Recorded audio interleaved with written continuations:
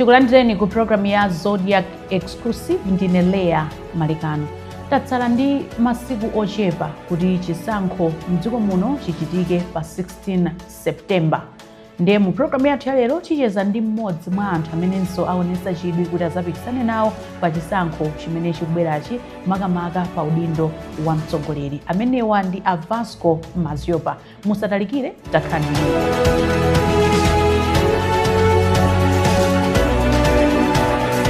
Takulandirani ku program yathu ya Zodiac Exclusive. Thank you, Rhea. Ziko. Timakudziwani ngati mneneri, prophet. Pano mukubwera ndi National Youth Alliance. Chikuchitika ndi chani? Uneneriwo amakhala maitanidwe. It's a calling from God. Politics, choice, decision. After tikaona ndi mmene zinthu zilili. Malawi zinthu sizikuyenda bwino. Malawi waonongeka zinthu zokonekera. So uneneri ndi maitanidwe ochokera kwa Mulungu. It's inbuilt. Chilimo ndithu, ndi mphatso ndi gift. Politics, choice, mmene ndanenera. Nde pano mukuziyendetsa bwanji kuti mwasiya izi za uneneri izi, mukutuluka mchalichi, mukupita pa podium kapena mukuziyendetsa motani? Kupemphera munthu samasiya. Kupemphera, we still continue praying because Mulungu ndamene ali supreme, ndamene amatipasa china chilichonse. Sinasiye kupemphera.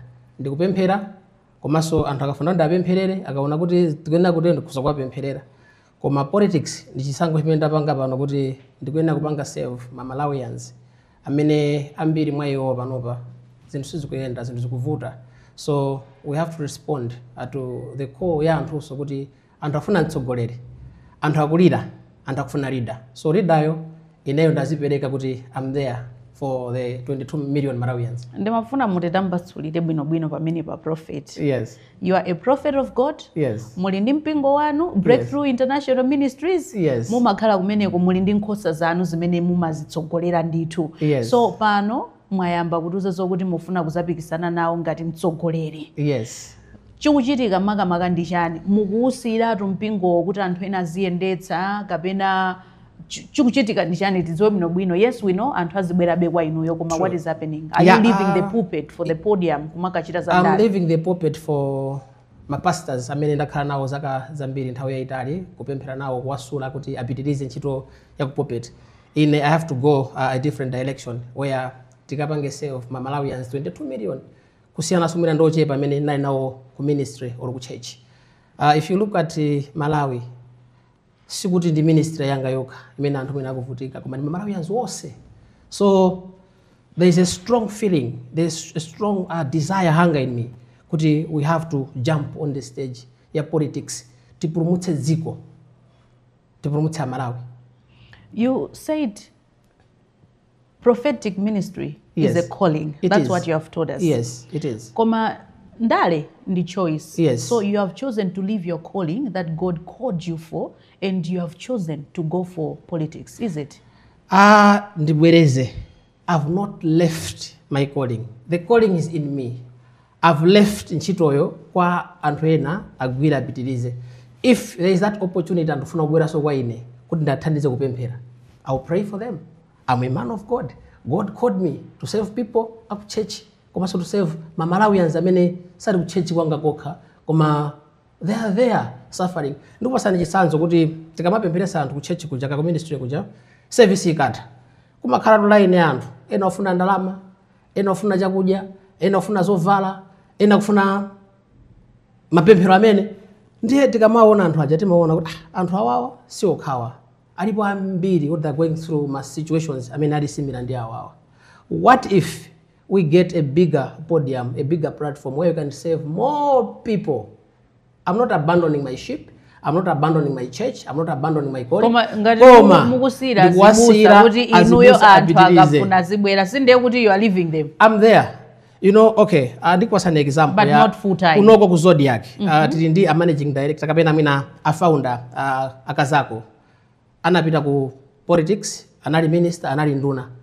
Anapanga handover kwa ena amene amayendesa Zodiac.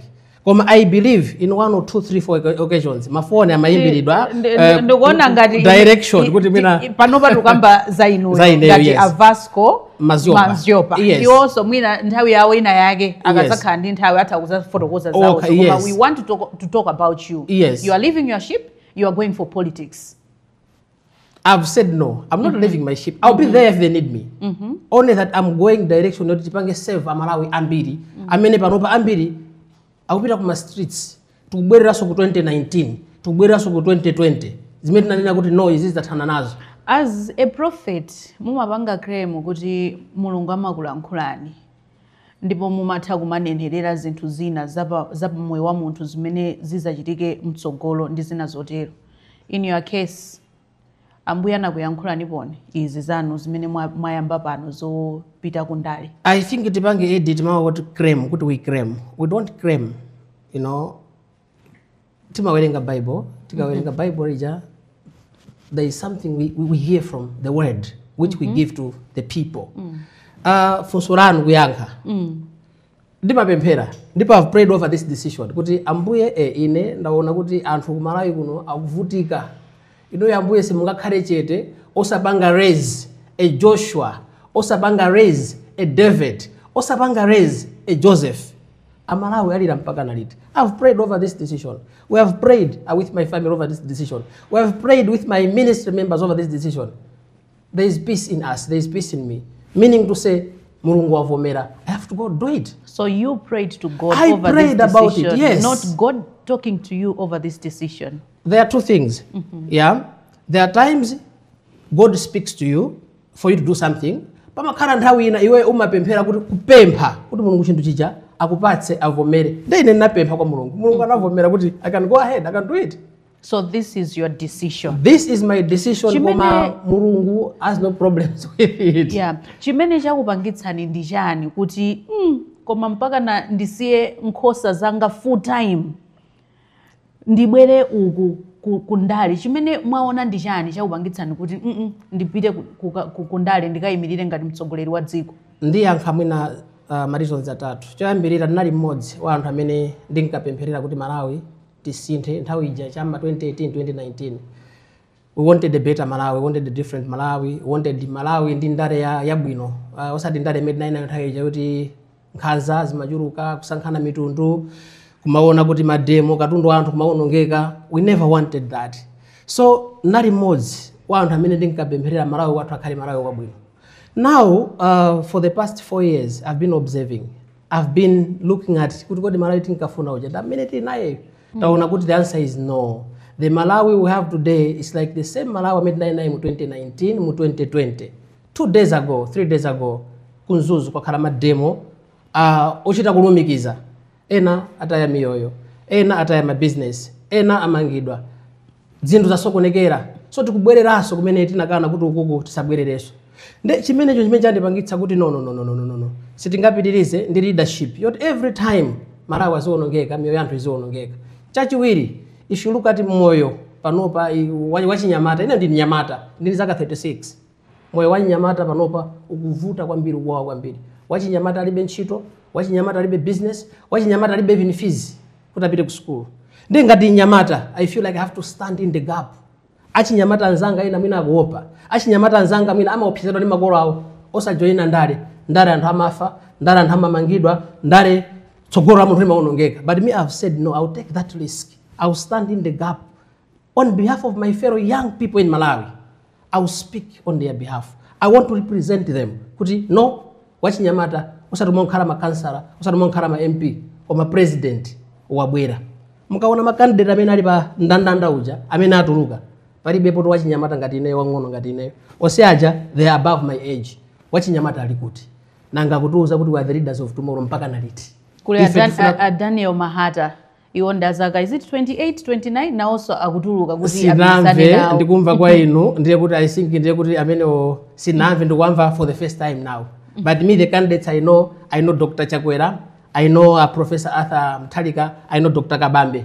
I know the three. These are the people that I know to say Ndima Joyce Banda maybe before jana ndaona sona usakulankhula kuti aima now. So I'm the youngest nimaona ngati koma ngati mwapala mahata well and good, welcome Mr. to the team. Maziopa. Koma chachitatu nsana yange chachitatu chimene chandipangitsa kwambiri Leah, the cost of living is not affecting akuluakulu okha, even if ya chinyamata. Ine ndi banja langa laling'ono ndi mwana wanga mmodzi, it's not easy. We are struggling because the cost of living in Malawi has gone so high. So we feel kuti akuluakulu amene akhala kuti tsogolera apena atopa talandire ntchito amene tili ndi mphamvu, amene tili ndi drive, komanso amene tili ndi ambition kuti dziko la Malawi tikhoza kulisuntha from where we are to a different level. Muli ndi chani Mr. Maziopa chimene inuyo mukuona zokuti you have achieved in this life and you want to take it to the nation? I believe you being a journalist komanso Amalawi ambiri amene akutionera ndifuna ambiri ndapasa assignment akawerenge or akaonere mbiri ya president wa Ukraine Zelensky. Anali ndi chani pamene ankayimira afuna president wa Ukraine, anali actor wopanga madrama. So tikafunsa kuti ndili ndi chani, 1 ndine Malawi, constitution imanena kuti zaka 35 ndokwanira kuyesa kuyimira president. 2 ndapanga ma business, ndagwirapo ntchito, ndi experience ya kayendesedwe ka zinthu. 3 mavuto aku Malawi kuno ndikuwadziwa, ine sindinakulire kunja, ndakulira Malawi momwe, nabadwira kumudzi, nakulira kumudzi, kubwera kutawuni ndabwerera kula kale kutawuni kuno. So I know the problems amene anthu akumudzi akupanga face, I know the problems amene kutawuni kuno tikupanga face. So mukati ndili ndi chani, ndili ndi care and concern ya anthu, ndili ndi chikondi ndi anthu. I feel we can do better as leaders, I feel we can do better as atsogoleri. Tisazikundikire chuma, tisazikundikire mina zakudya ifeyo kapena magalimoto kapena zimanyumba. Let's think of munthu wakumudzi, let's think of mwana wang'ono woti mwina kutsogolo kandi ndi 40 50 years yokhala, 60 years yokhala, ifeyo ambiri mwina zaka zathu kutsogoloko ndizochepa. So me, what I have is the care and concern for the people of Malawi. Mwati ndino munthu ochita ma business komanso you have been successful in those businesses. What type of businesses do you do? I've done a lot of businesses. I'm doing a lot of businesses currently. Tisandapite kundaleku ndakhala CEO wa magazine angapo kumbuyoku. I've done my business at estates. I've done my business at transport and logistics. I've done also my business at printing and publishing mabuku ngati buku muliona ali chonchi ndi malemba I write, and mabuku ati magulitsa sikuti ndaulere, we sell. So I'm an entrepreneur. Mwakambapo za magazine. Yes. You once had the student yes. magazine. Yes. Ili kuti imeneji? Imeneji atinapanga tili achinyamata nthawi imeneyo kalekale. Inata. We are not doing it anymore. Koma from that magazine kunabadwa mabuku awa, buku ndachitatu kulemba. I've written 3 books. All right? So from that student magazine now I'm an author for books. I write books now. Kuma magazine ija inata sikulemba so because nthawi imeneyo business kunalibe. It's not easy to get adverts. Komanso ndikubwera kwa social media and reading culture yawo inatha sawerenga kwambiri ma magazine kumalawi kuno.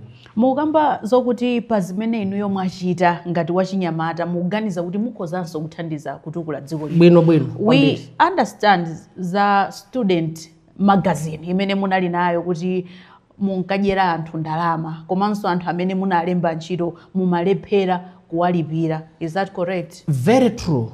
Very, very true. I agree. You know, that was 12 years ago. This is 2025, in 2013. So ndika magazine makanika kuwalipira anthu. Yes. Komanso anthu ena kuti munathawa ndi chithumba chimene anthu amazapanga advertise. But the student magazine, kama magazine kochepa. Anthu ochepa amene munalemba kumeneko. Yes. Koma munadyera ndikuthawa ndikutseka kukanika kupanga run zinthu. How can you assure us kuti you be able kulamulira dziko lino? Moyo wa munthu umakhala a process. You know, wina aliyense mukama muona in life amakhala kuti ali ndi story, ali ndi background. Kulibe munthu wopanda background. And background nthawi zambiri ya munthu ambiri almost sikhala yabwino. Koma is that background imene imapanga shape a leader. Is that background imene imapanga shape mtsogoleri. I know the mistakes that we did 12 years ago. I've learned from those mistakes.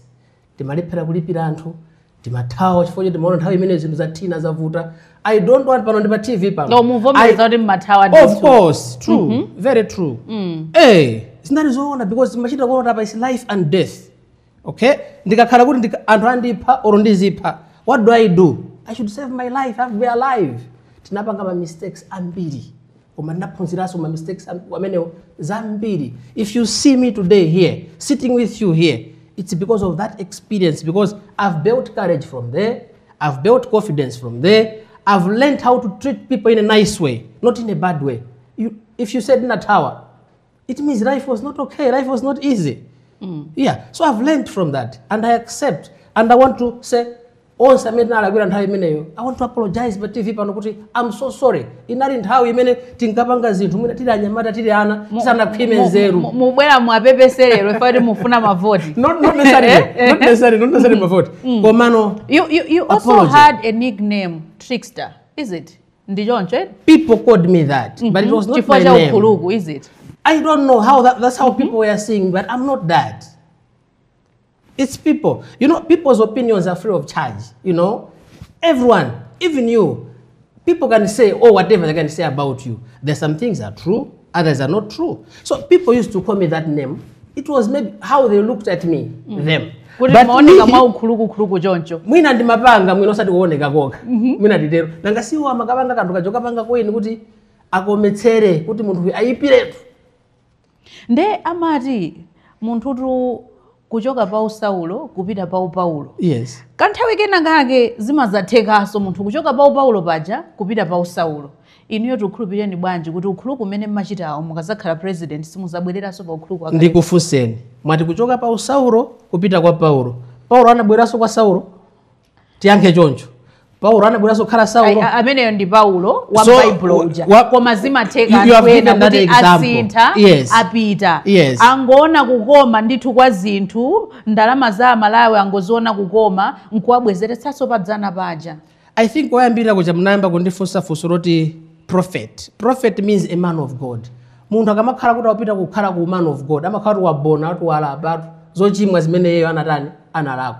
So kuti nthawi imene ndipese kuti ndikupempheretsa anthu akubwera ku church mafuta za ministry pano, ndikuti nali ndi nthawi inanso yorapa kuti no. Izi sitinapange bwino. Izi sitinalongosole bwino. Tikuyenera kusintha. The Vasco you are talking to today is a changed man. I'm a man now, married, with a son. That time I was a single boy, a young man with no responsibility at all. So sometimes we would live moyo uja, what careless, thinking like there's no tomorrow. I'm a man, a responsible man. Pamene ndili pano, ndikulera anthu ambiri. Pamene ndili pano, ndikusamala anthu ambiri. Tifuna tisamale dziko, around 22 million. It's a big responsibility. So you can't bring to my elements. Say my background matters. It does, yes. Munthu akuchokera zimene wachita mbuyo. Zimampangaso kusogolo kumene akupita. I believe and I agree. Koma, I want to talk to you to say, I'm a transformed being. I'm a person amene ndikuona kuti kutsogoloku tindi zaka zambiri zokhala. Tisapitirize kupanga zakale pamene anthu ambiri akufuna utsogoleri. So mukuyembekezera kuti muyima chaka chino mu September? Yes. Muyima pa ticket ya National Youth Alliance. Kodi National Youth Alliance, is it a movement or a political party? It is a political party. It is not a movement. It is a party. Komano tikaona mndandanda wa zipani zimene zili mukaundula wa ku registrar of political parties. Yes. National Youth Alliance, mulibe, you are not registered. Tinachedwa kupanga file papers athu. But apapa we are done any day this month.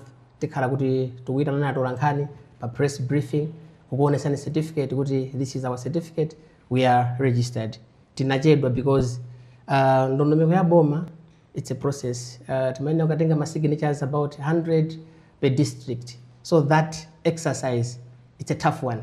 Muli ndi nthawi 5 months. Yes. Imene tasala nayo kuti zisankho zichitike. Now inu mudakathamangisabe mapepala kuti mupange register chipani, kenako muyambe kuthamanga kuchita misonkhano yokopa anthu ndi zina zotero. Muli ndi nthawi? Ubwino wa ku Malawi ndo, panopa tikuthamanga tupanga kampeni, tikuyenda tu saletsa kuti yayi poti simunapange ndeti musayende samaletsa. Pano tikuyenda tikuzigulitsa ngati ukandidate, tikugulitsa chipani, tikuwauza anthu chipani chanu ndichi kwangosala certificate. nthawi imene mwayichulayo 5 months. I'll take you to Lesotho. Do you know what the president of Lesotho amene akulamulira pano anawina my elections in 7 months? He started a party in 7 months. He won the elections. He did. I'll take you to the late Dr. Saulos Kraus Chilima, may so rest in peace. Sana wine chisankho. Koma he managed 1.1 million votes in a few months, 9 months, I think that was 9 months. So we have time. Koma, so the advantage is one that we have. Malawians are tired. They are tired of the status quo. Koma, so Malawians are very afraid of going back. They came out openly. Yes. The movement. Yes. Anayamba kutamanga with Yes. the movement, Yes. and then they registered the party. Yes. Koma inu mwayamba pano kutamanga ngati political party. How do you know utayamba pano? Onena kuti ndi chipani. How do you know utayamba pano? How do you know? Tinayamba last year. Munayamba last year. Tinayamba last year. We've been doing the groundwork since last year. We are on the ground. And I tell you, do you know what it is on the ground? Almost 28. We have the people, we have the leaders. Everything is said. We have the Malawians that are talking to us. We have the Malawians who are doing the work on the ground. Mwangozizimukira Mr. Maziopa kuti ndiime ngati mtsogoleri pa chisankho chikubwerachi. It has been a process. It has been a journey for me. Okay, I've been observing ndale ya kumalawi kuyambira 2004 kuzafika 2025. Ndakhandupanga observe. Mwina ena amene sakundidziwa. I was one of the young Malawians. Amene DPP nthawi imeneyo itawina boma akumpota mafuna federalism. Koma nentaona I saw to say no. This thing will bring chaos in the country. It will bring problems in Malawi. I was the youngest Malawian kukhala pa panel konkuno ku Crossroads. Zodiac inaliposo. Live on TV. I said no. Let's not do this out of emotions. Let's not do this out of tempers. Federalism ijampaka na inazima inalipera. That was 2014. So politics ikapena ndale itupanga sikuti ndayamba lero. Just last year, that one should be between March, April, June. Kwansundwe unali zochitika anthu kwansundwe amafuna ukire boma ili limene lilipoli. I was the only person amene napita kwansundwe. Kwayankhula ndi anthu kwansundwe, don't do this because we don't want to set our country on fire again. It is on record. Napita kwansundwe. So politics unangodzidzimukira. It has been in me. I've been into it. And I know what I'm in for. Ndikudziwa kuti it's a game imene ili yovuta kwambiri. I know. Kuli 50% plus 1. Yes. Kuti yemwe akupikitsana nawo akweneka ndithu apeze mavoti. Yes. Ochuluka motere. Yeah. Akhale ochuluka opitirira 50 plus 1. Yes. Inuyo mukukonzekera motani kuti mupeze mavoti ochuluka motere. Number one, we are not worried. We are sleeping, stress free. We know kuti tikupita kuti tikawine chisankho. Zinthu ziwiri. If we not be number one, we'll be number 2. First round, that is. So second round, we'll beat Malawi Congress Party, the 65%. If it will be Malawi Congress Party. We'll beat DPP, if it will be DPP, with 65%. If it will be DPP. We'll beat UTM. National Youth Alliance, of course. Mufuna wipanga register. Yomwe. Kodi anthu mina tinazolowera ndareja ya traditional politics. Jamati mafuna muone zinthu zambirimbiri, ezima crowds, chanja ndematu. Oh, ali ndi anthu awo. We have come with a different formula. And formula imene situulula pano. Ndimafuna ndifunse pamenepo kuti kumalawi kunoko ndale za kumalawi kunoko. Yeah. Anthu akuti amasankhira mitundu. Yes. Kuti anthu aku chigawo cha kumpoto. Yes. Ali ndi zipani zawo mavoti kumeneko amagawanikana kumpoto. Yeah. Koma pakati pano MCP kumwera DPP. Inu zimenezozo mukwanitsa bwanji kuti mpaka namupeze 75%. 65% plus. Okay, I'll go ndiyambire kumene ndimachokera ku Nzimba. Ndine mngono wa ku Nzimba. Kwathu Nzimba district indi mavoti 698,000. Panopa amene alembetsa. So I'm coming with those votes chokera kwathu ku Nzimba. Mutenga The usewo North has 1 million votes. I think ngatingaendere za kumbuyozo. For the first time Malawi kunotu kumpoto sanakhalepo ndi candidate omanena kuti waima ngati patsogolo paja kuti waima. So do you think ngati mwanena kuti kuli ndale ya zigawo akumpoto angamponye miyala wakwawo kumanena kuti sitimusankha uyu tipita uku sizitheke. So pano mukamandiona si 1 million votes imene ndikubwera nayo imene ndikuyenda nayo. Mpoto yonse mwatenga inuyo. Ask me on 17th or 18th September 2025. Ask me what will happen. Mavoti natapeza kuti ife mwanena kuti National Youth Alliance base yathu ya ifeyo ndi achinyamata. Achinyamata ambiri, they are disgruntled, they are frustrated, they have no jobs, they have no business capital. Ambiri mayo, they don't even have school fees. Akusowa ndi data yo mwachinyamata. You think achinyamata, they can't be excited when they could know, let's vote for one of our own. That's exactly what they would do. Tikudziwa, ena ugawa ndalama, augawa kani ma t-shirt, augawa whatever. But believe you me, owina chisankho kumalawi kunoko, tizawina ndifeyo generation yathu for the first time. And as a double, the incumbent has been defeated. Nthawi imene zaka 37. Because birthday dagger by 26 May, so zaka 37 years. So the incumbent will be defeated by a very young person. Amene mukangula naye. So tiwina chisankho, mosakayikiraso. Kumwera. Ena kuopa kuti ayi mathematics chanja. Don't worry. If you ndanyamata, we understand technology. Kumwera kuja, we are already there. We are making inroads. We have our leaders, we have our structures. Things are already happening. A week ago, ndaendera maboma tu 7. Nali ku Mwanza, nali ku Neno, nali ku Blantyre, nali ku Zomba, nali ku Cholo, nali ku Nchewu ndi kudeja. Timayendera kuti tione kuti underground akuti bwanji. Mwakamba kuti mumakhulupirira zobweretsa chitukuko kumpoto. Tinene kuti kubwera kwanu kundale mukufuna mubweretse chitukuko kumene mmachokera kumpoto. Just to correct you, I never said kubweretsa chitukuko kumpoto. I don't believe in ampoto. Choyambirira amwe Malawian. Kulibe passport imene imalembedwa the Republic of Mpoto. Kulibe passport imene imalembedwa the Republic of Central Region. Passport imalembedwa the Republic of Malawi. Ine amwe Malawian. And kubwera kwathu or kubwera kwanga komanso ndi chipani chonse tikamala nkhula ifeyo. We want to end identity politics, tribal politics imene iri ku Malawi. Munafunsa hapo kuti zipani za zigawo. If we don't look at ama regions kuti okay, base yathu, strength yathu ikhale kwakuti. Not that. Koma if our base achinyamata, our base makolo athu amene akuona kuti no. Enough is enough. Kuyambira 1964 kuzafika pano akulu okhaokha. We've never tried a young president like Ibrahim Traore wa Burkina Faso. We've never tried a young president like Duma Boko wa Botswana. We've never tried a young president ngati Emmanuel Macron wa France. So it's time Malawi has to try their own Emmanuel Macron wa Malawi. Mukumuonayo. Amalawi akwenda kuyesera Ibrahim Traore wao akumumverayo. Amalawi akwenda kuyesera Duma Boko ngati wa Botswana uja wazaka wang'ono. Akuluwa, I want to give you an example. I'm not trying to say akuluwa, we don't love them, we don't like them. We like them, we love them. Koma we feel sorry. Tikamaona takuzipanga so drag muchindu chimene chabweresera pavuto. Sindu kwapanga attack a Professor Arthur Peter Mutharika. Nanena kuti 2014 napanga defend ndine za federalism. I was there trying to protect his government that time. Akula kwambiri pa 83 ka 84 ka 85 years. Amabera cement tikumva choncho timaziwerenga choncho panopa kupita ku 90 88 89 90 years kodi ku Malawi kunoko are we really loving the country? Dr. Chakwera is going towards 70 or there about amaba cement ndani zimezo timaziwerengera mu news timamva kuti cement amasowa.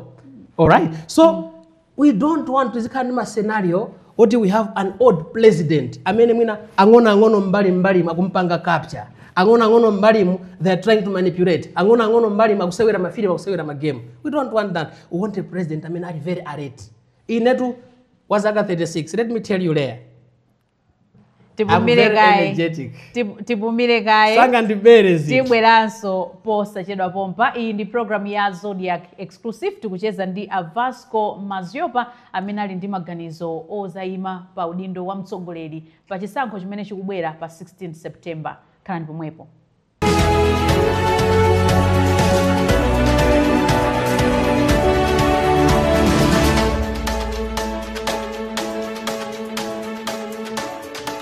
Takulandiraninso ku program yathu ya Zodiac Exclusive. Program yathu lero tikucheza ndi Vasco Maziopa amene ndithu akufuna uzapikisana nawo pa chisankho cha mtsogoleri wa dziko chimene chichitike pa 16 September.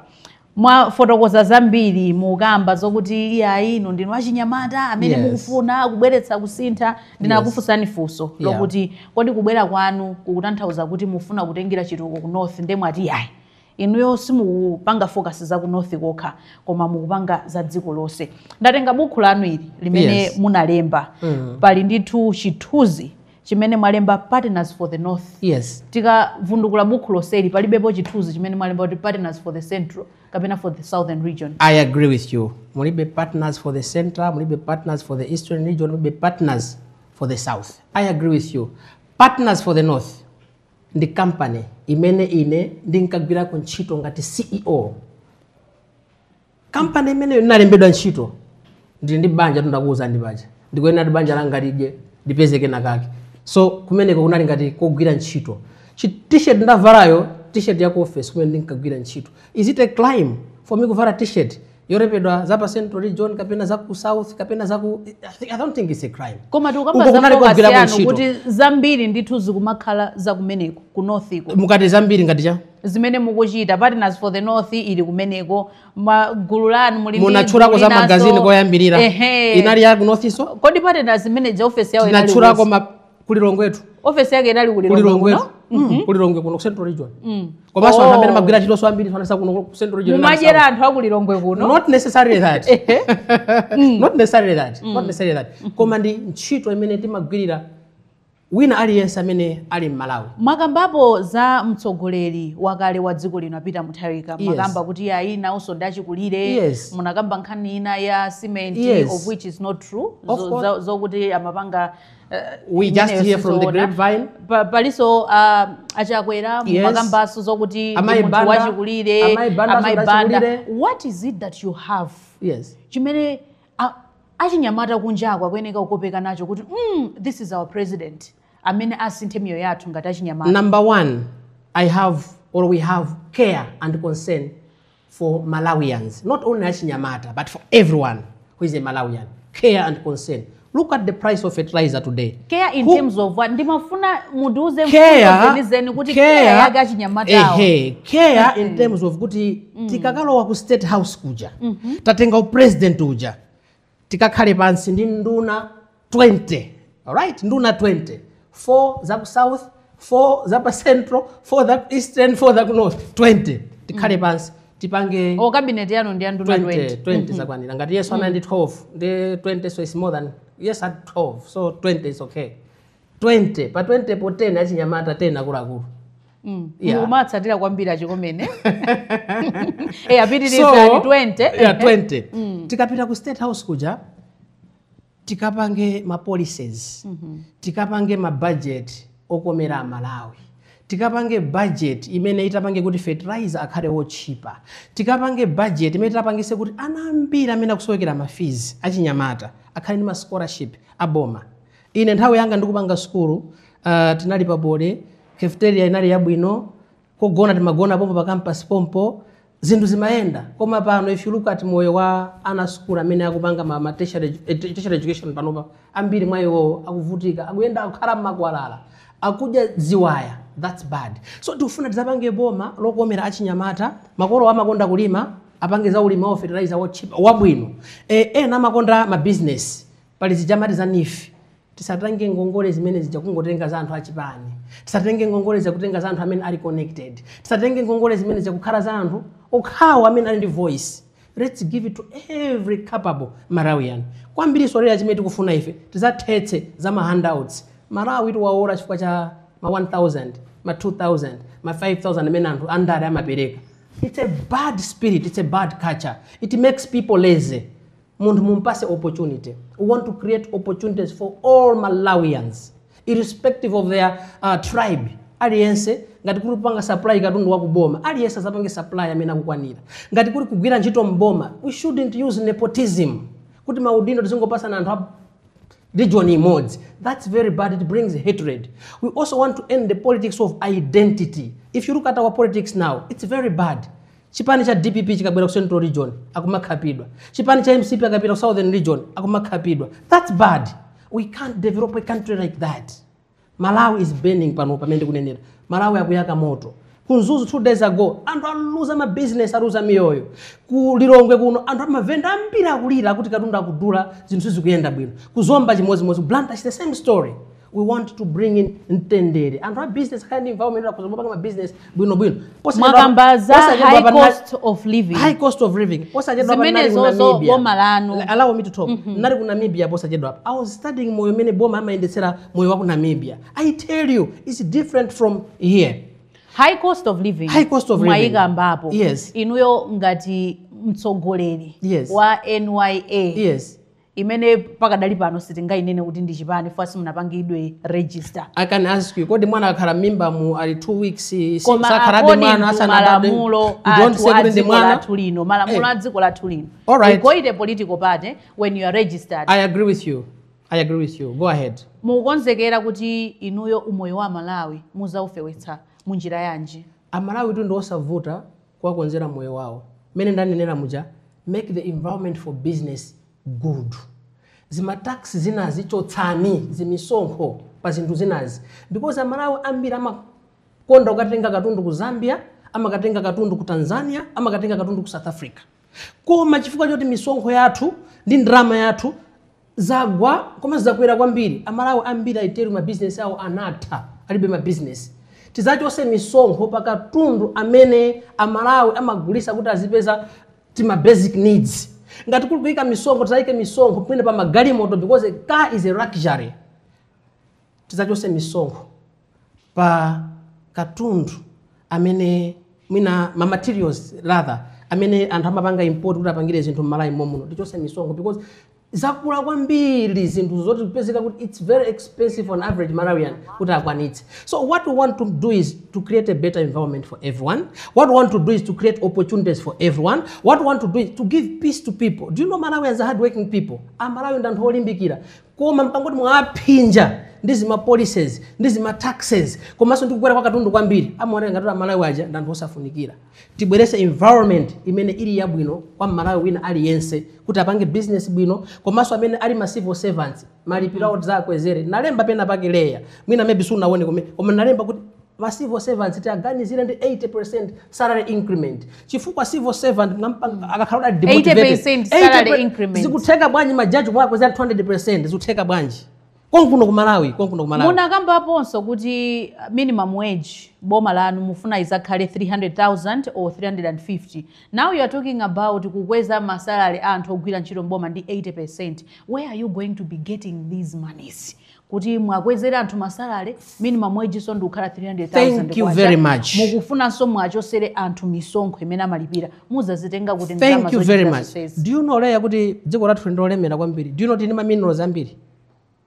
Do you know tindi gold ochuluka kuno? Do you know tindi diamond ochuluka? Do you know tindi uranium ochuluka? Do you know kunoko ku Malawi kunoko even mafuta tili nawo koma zinthuzo because of bad politics andale atu focus yawo kwambiri sapanga focus utapanga explore manager for the greater good of Malawians wose. There are few Malawians. One day I'll come on TV. I'll reveal the cartel that is destroying our country. Not today. Don't ask me to do it today. But there's a cartel in Malawi that is benefiting from the minerals. There's a cartel in Malawi that is benefiting from the behind our backs. Kumalawi kuno kuli ndrama.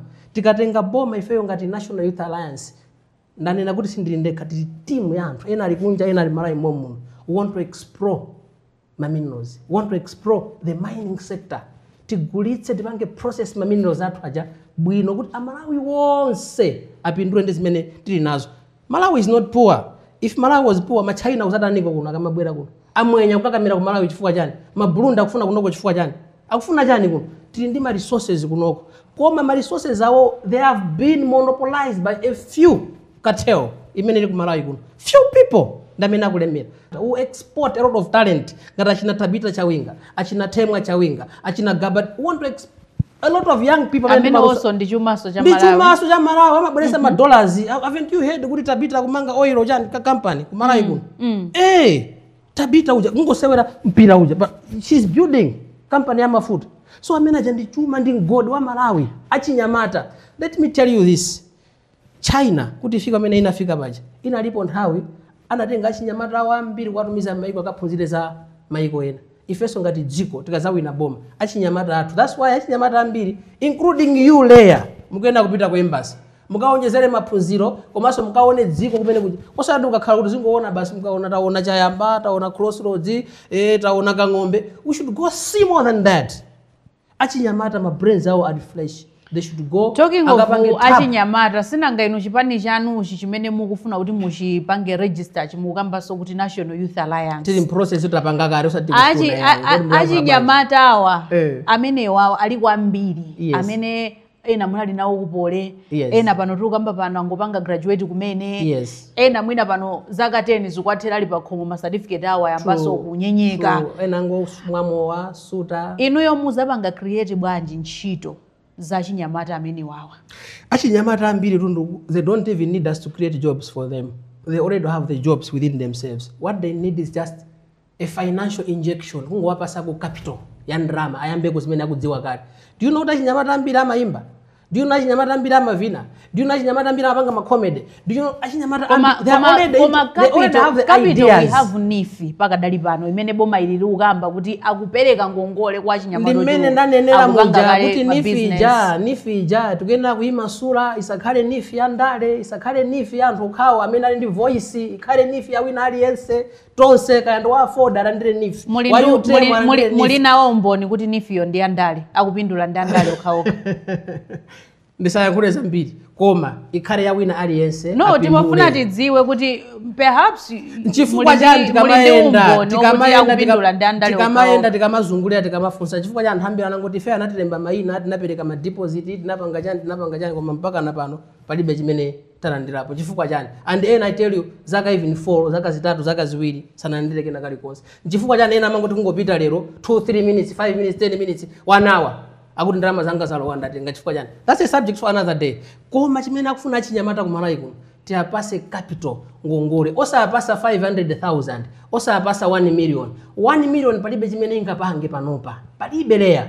At least achinyamata awo apase niko ngongole yoyambira 5 million 10 million 15 million 20 million azizipita ngongole zija. Achinyamata ambiri twamakonda tu ambiri panopa takonda kwambiri za technologies ambiri afuna be kuti atapanga invest muzinthu za technology tinda nyamata ngati achinasuke zaja I mean promote ngati nyamata ngati tili ndi nkhani yokhuzana ndi kusowa kwa forex mudziko muno komanso kuvuta kwa mafuta taona kuti pakati pa of course situation yakhalako nomo pang'ono komano akuti this is just for a short period of time inuyo as NYA how do you plan to address those challenges? Problem imene yapangitsa kuti forex isowe mafuta asowe tikoza kunena kuti ndikusowa kwa forex yomweyo forex yo kumalawi kunoko ilipo yambiri koma ili pa black market. Our economy is controlled by the black market. Economy yajoka bank, the banks are controlling nothing now, but the black market, I've said there's a cartel, there's a racket, there are people that are benefiting, that are making billions out of what is happening. Kumalawi kunoko tikamakani mafuta kamakani ma challenges and when it's a business for them. So shortage ya forex it's a business ya anthu ena amene akulemera every day. Koma kunoko forex sikuti kuli shortage ndipo mawu amene mwachotse shortage kuno kulibe koma forex yo ilipo koma anthu anayibisa m'manyumba. Boma ilatakhala serious kwambiri kaya apanga ndi a police kaya apanga ndi a army ati aziyendera m'manyumbamo akapeza zithumba anthu ali ndi ndalama zambirimbiri angobisa kudikira kuti dollar ikamakwera azipanga mmene akupangira masamu awo. We have the dollar here and we have too much dollar koma pa black market. Vuto la mafuta likubwera chifukwa choti pena pakebe kumalawi kunoko menda nenera poor planning. You don't plan for ngati mafuta just for 2 weeks 1 month 3 months. You don't plan like that. As a country tikamapanga planning ya tizipanga plan ya mafuta ija a year 2 years let bingo anamanga ma reserve za mafuta zija. I don't know if ngati kuti kena kalikose ku mafuta kuja. I don't know I've never checked. Koma zikungoonetsa kuti leadership yathu pena pakati timapanga zachibwana timapanga zosewera. We are playing with the lives of Malawians. We have to plan for anthu ngati ma leaders 2 years ahead. Let me tell you there, I want to challenge you. Tikalowa mboma pa 16 September 2025. Vuto la mafutali anthu azadabwa ndiyankhule ngati mena muli ndi confidence kuti ndiyankhule ngati mena analankhulira mtsogoleri wina wake mkumpanga interview anena kuti zakhala ndi mafuta ngambwi anatero. Ifeso dziko la Malawi zakhala ndi mafuta, dziko la Malawi zakhala ndi forex controlled by the bank, not the black market. Ma bishop anatulutsa posa chedwa pompa kalata yawo. Imene anena kuti patsogolera amene akupikisanawa sakuonapo kwenikweni okuti akhoza kusintha dziko lino komabe akufuna Malawi kuti patsogolera amenewa aoneko wabwinoko okuti akhoza kutichosera mwala pakhomo paja. Yes. Do you think you are the one amene mutha kutichosera mwala pakhomo? Exactly. Ndipo ndinene kuti mtsogoleri amene Malawi wapeza mwa amene mkulankhula naye mwapeza mtsogoleri wachikondi ndi anthu, mtsogoleri.